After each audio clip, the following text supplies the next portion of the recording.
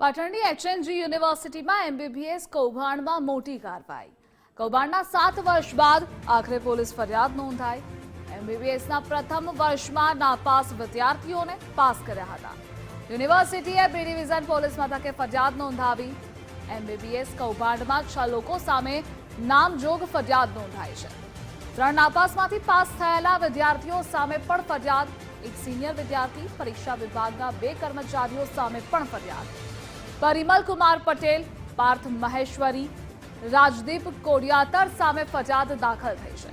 આ સાથે કનુ ચૌધરી, દિવ્ય પટેલ, ઉદય ઓઝા સામે પણ ફરિયાદ નોંધાઈ। ઓરિજિનલ ઉત્તર વહી બદલી, ખોટી ઉત્તર વહી ઊભી કરી અને ખોટી ઉત્તર વહીમાં ગુણ વધારી દેવામાં આવ્યા હતા। ખોટું રીએસેસમેન્ટ રેકોર્ડ પણ તૈયાર કરાયો હતો। જે સમયના તત્કાલીન ચેરમેનશ્રીએ ખુલાસો પણ રજૂ કરેલો હતો અને એ ખુલાસો 25/3 એટલે કે 17/3/25ના રોજ કારોબારીમાં મૂકવામાં આવ્યો।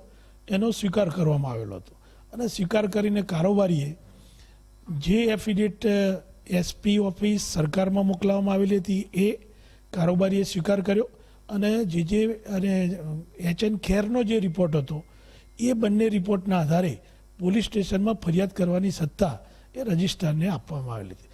એ અનુસંધાનમાં પોલીસ સ્ટેશન બી ડિવિઝનમાં રજિસ્ટ્રારે આ એમબીબીએસને લઈને ફરિયાદ નોંધાવી।